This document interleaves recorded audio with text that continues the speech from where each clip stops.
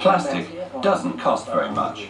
So, to sell an almost worthless material to a customer, its innate poverty has to be combined with extraordinary creativity. This creativity was made possible by melting technology, which enabled shapes to be obtained that were formerly impossible.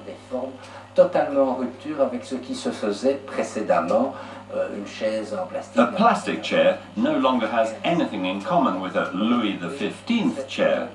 Take this small dressing table, for example. At first glance, it's just an ordinary cylinder. But when you pull here, hey presto, you've got an upholstered chair. And here, you have a mirror. Le miroir.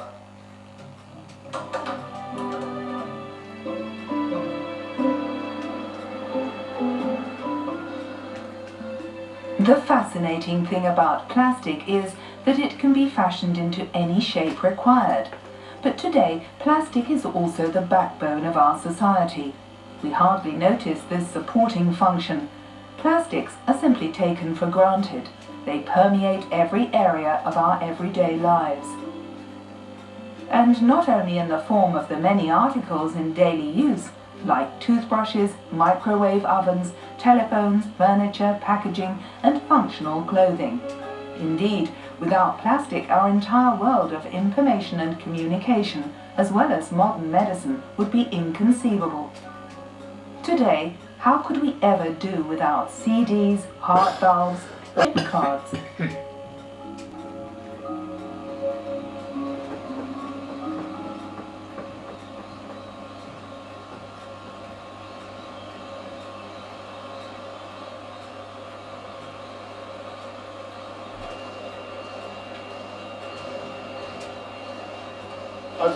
Plastic is crude oil. The production of petrol gives rise to a byproduct which, with the help of catalytic crackers, is used to obtain polyethylene. This comes to us in the form of a granulate. We liquefy it and blow it into plastic film, which undergoes further processing.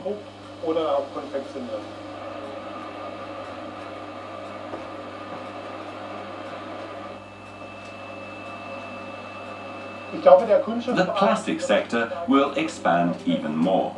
With so many single households today, smaller and smaller units are required in the food sector. And this multiplicity of foodstuffs couldn't be manufactured without the possibilities offered by plastic packaging.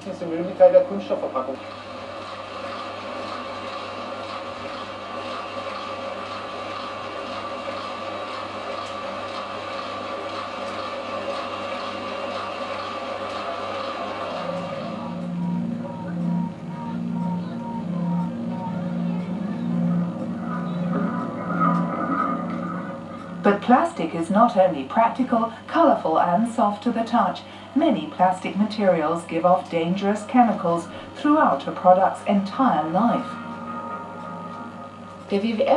Blood tests carried out all over Europe by the WWF have shown that all of us carry traces of additives from plastics, like softeners for instance. Plastic is basically a brittle material, and softeners are used to make plastic products more flexible. Then there are flame retardants, which ensure that plastics don't catch fire easily. But although softeners are introduced into plastic products, they don't form a permanent bond with them. So they're released during use. We all know after a while plastic material becomes brittle. That's because these substances have escaped. They're in the air around us, in house dust. They're part of our environment, and we inhale them. Since a child's organs are still developing, these chemical substances pose a far greater threat to youngsters than to adults. Plastic toys in particular often contain a large volume of softeners, which make a teething ring pleasant to bite on. The problem is that these softeners have been shown to have a carcinogenic effect. When a child puts a plastic ring in its mouth, softeners dissolve out and are ingested. They can then result in diseases like cancer. In 2007, the European Union passed a law banning the use of softeners in toys, but for the time being, only in toys. Many softeners are known to act like hormones. That's also called hormone mimic. The hormone mimic phenomenon was first discovered in marine creatures like fish and sea snails, and also in amphibians and alligators. Scientists found a direct correlation between increased concentrations of hormone mimics and abnormalities in the creature's reproductive organs. Since then, a large number of similar studies have focused on the human body. They too have revealed that disorders such as reduced fertility are on the rise, especially amongst Europeans. There is also a correlation between the incidence of these anomalies and the intake of hormone mimics.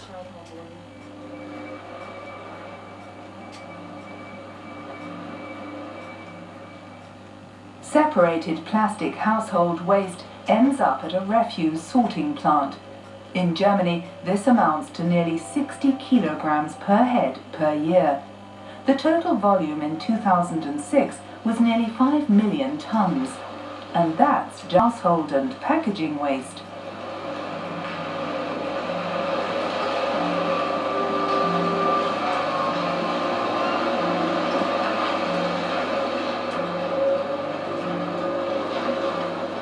Professor Michael Braungart is one of Europe's most celebrated environmental chemists. He wants to revolutionize our world. In fact, if he had his way, every existing product would have to be reinvented or redesigned, as he puts it. Conventional glass is printed on with ceramic paints that contain heavy metals as well as chlorine. So when it's recycled, there is always a dioxin problem. We print on glass in such a way that the printing material combusts quite harmlessly. In other words, there is no emission problem and no ceramic residue.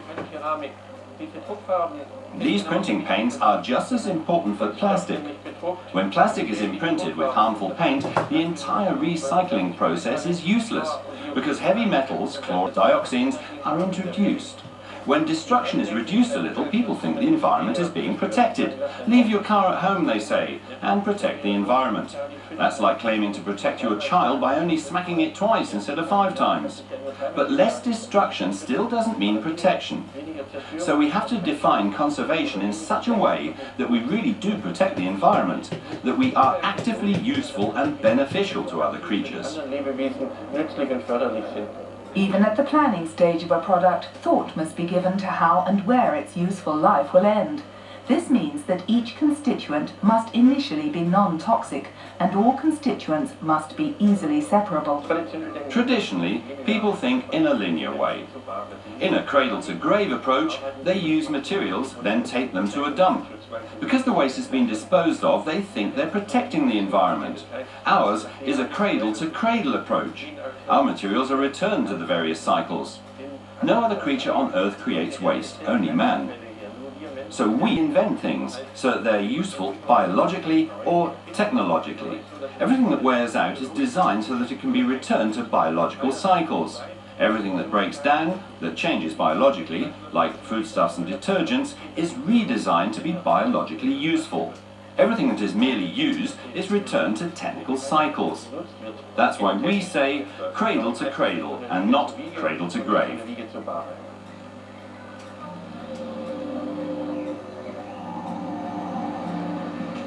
Plastic waste, especially bottles, is collected separately in special systems and sorted. Some of it is turned into low-quality plastic, which is used to make garden furniture or street posts. PET beverage bottles are partly used to produce new bottles.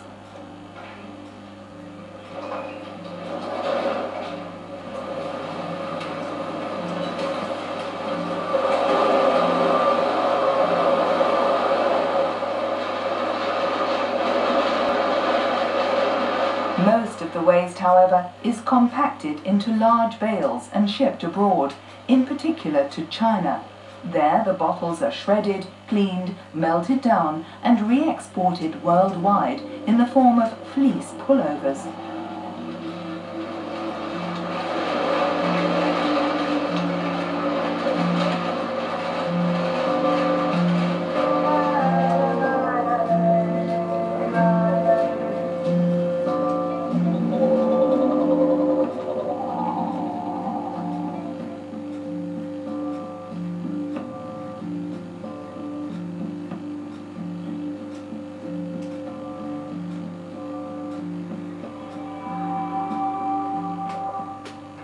What used to be the impressive feature of plastic, the fact that it is not only practical but also virtually imperishable, has suddenly become a curse. This plastic waste was washed up on the coast of San Francisco on a nighttime storm.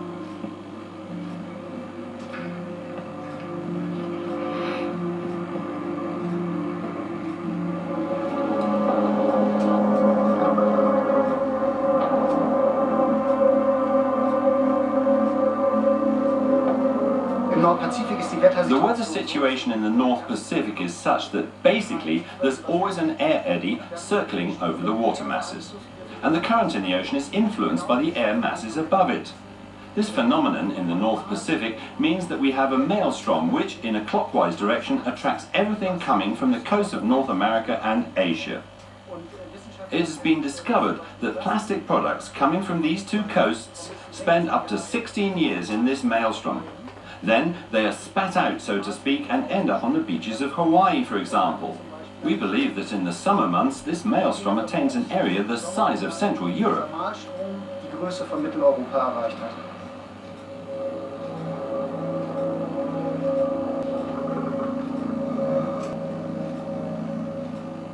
We shouldn't imagine this plastic can be like a refuse dump on land, circling overhead, bats scurrying around on it. It's a waste which, in part, drifts meters below the surface. We dived this area and it was unbelievable. Land is hundreds of nautical miles away, yet you still see these yellow, red, blue and green splashes of colour, tiny bits of plastic. We've taken samples with nets and compared the volume of plastic we found with the quantity of animal plankton, the microorganisms that live in the sea. We found that the water column in open water, hundreds of nautical miles from the coast, contains 6 times more plastic than animal life.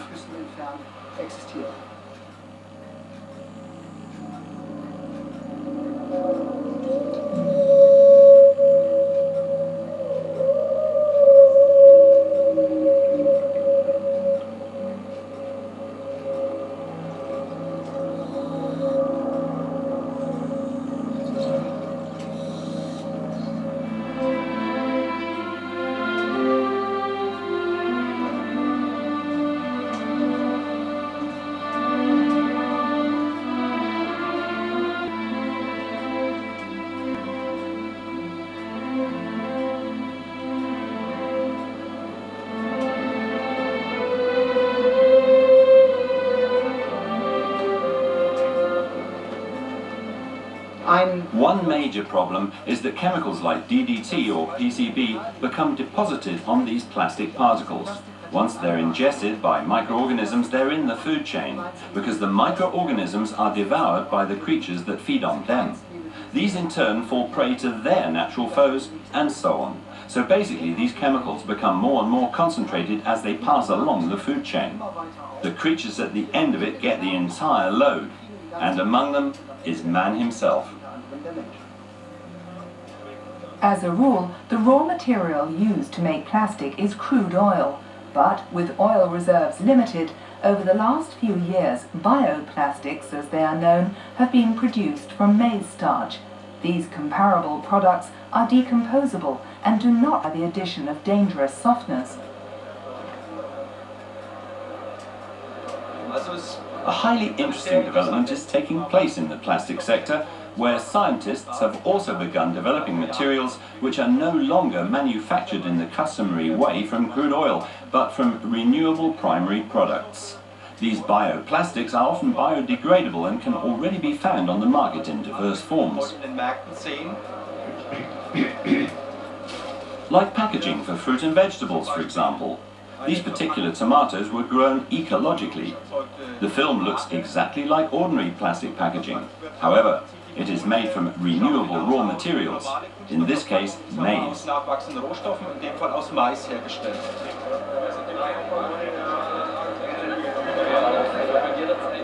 The advantage of biodegradable bags like this is that, unlike conventional plastic bags, they can be disposed of at home in a bio-waste bin.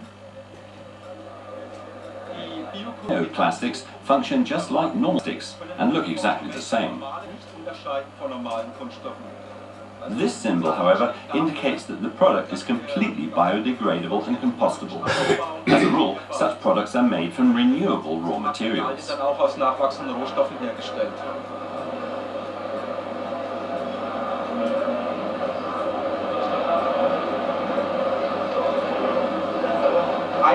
The trend is to move away from crude oil. Indeed, in the future, we will simply have to become less dependent on fossil resources and instead use renewable resources, like agricultural materials. What is particularly exciting about products made from such materials is that they have special properties which differ somewhat from those of the conventional plastics in use today. Here, for instance, we have breathable film, which ensures that perishable products like fruit and vegetables stay fresh longer. So even if they weren't biodegradable or ecologically acceptable, there would still be many reasons for these new plastics.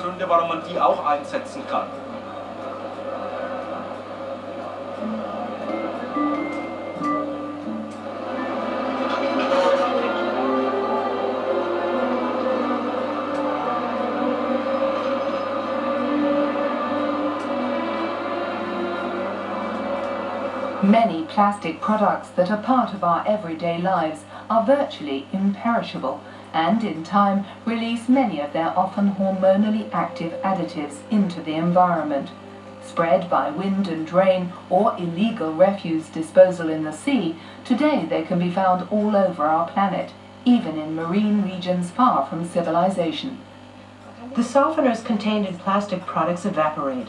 Since they don't form a firm bond with the plastic matrix, they can escape, basically every time a PVC floor is washed. Then the dirty water enters the sewage system. Often it contains many substances that do not break down in wastewater treatment plants. They're then transported further. To some extent, they accumulate in fish or else they're carried by wind and rain as far as the Arctic.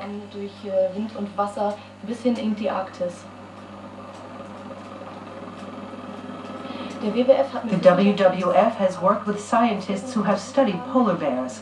There's clear evidence that animals living in the wild in the Arctic are already affected.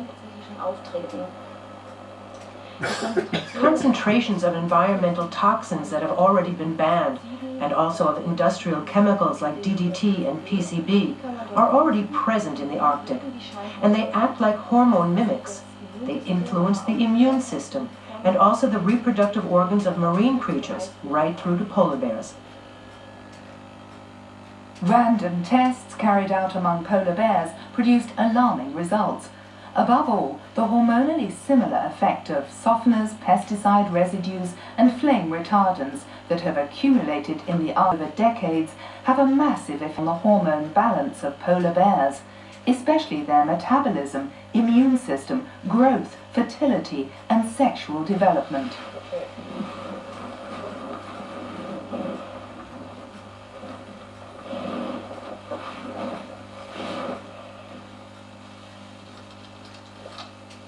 When the hormonally potent substances in plastic are released, they can have a wide range of effects. Evidence has been found in various species of infertility and masculinization, in fact of everything that can happen to organisms under the influence of hormones. Scientists have even found male polar bears with 2 penises and females that are infertile. This is a huge problem that must be tackled. From a preventive point of view, the use of such hormonally potent substances should be banned.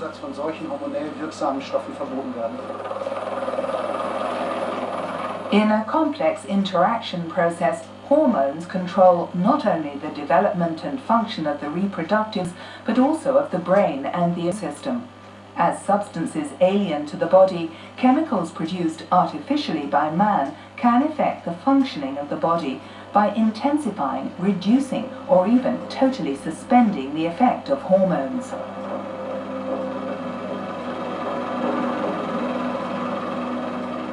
The combined weight of the ants on our planet, for example, is around 4 times greater than that of its human population. But ants are not an environmental problem because they always return their materials to various cycles. Man is the only creature that generates waste, yet we should follow 3 principles. 1. Ensure that all waste is nutrition, material that is returned entirely to the nutrient cycle. 2, use only renewable energy, and 3, make sure that we support all other creatures. Not that we ourselves are less harmful, but that we do at least sustain biodiversity.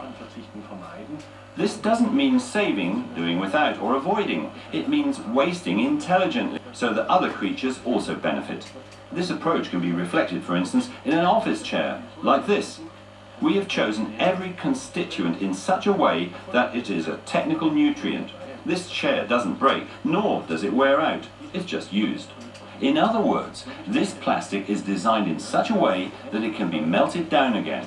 It no longer has a long life, but a defined utility period, so I know when I will get it back. Take this arm. It's the way people want it. We have no wish to re-educate them and say they have to do without something. We have simply replaced light PVC with a plastic that can be returned to cycles indefinitely, so we no longer use softeners which can destroy fertility, as in the case of PVC. We define every constituent right at the outset, and that enables us to achieve genuine recycling. For most designers, form and appeal take priority. The components of the materials used are rarely analyzed. Designers at Studio 7.5 Berlin, however, have shown great commitment in creating the first fully recyclable chair for America's second biggest manufacturer of office furniture. The graphite-colored parts are made of nylon, partly reinforced with fiberglass. This light green element is polypropylene. The two represent different chemical groups within the large plastic sector. Naturally, for recycling purposes, they must be easily separable in order to be returned to different cycles.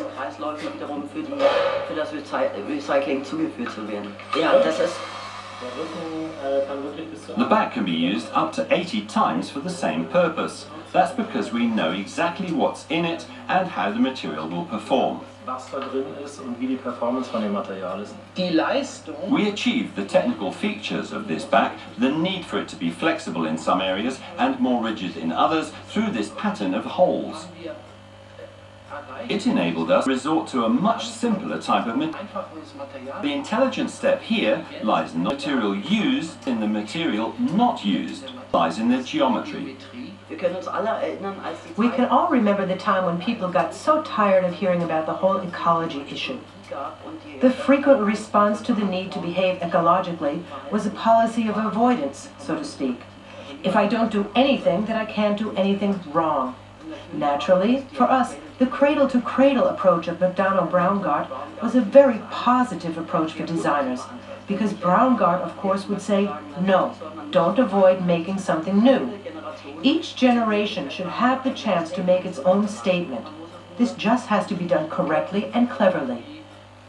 It's just like every tree sheds its leaves in autumn. They fall to the ground as material and reappear in spring in the form of new leaves. Werden dann im Frühjahr wieder neue Blätter, ja.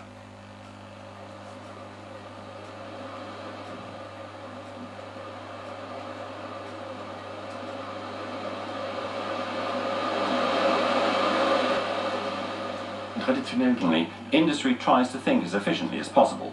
It has a product and tries to cause the least amount of damage while maximizing its profits by selling as much as possible. We try, first of all, to see where the material will end up, what will happen to it, how it could be reworked. In principle, we're like the emperors of ancient Rome who were told to think of the end. Because whenever you think of the end, something different always occurs to you with regard to the beginning. And by this I mean that all things can be reinvented. Dinge nochmal neu erfinden.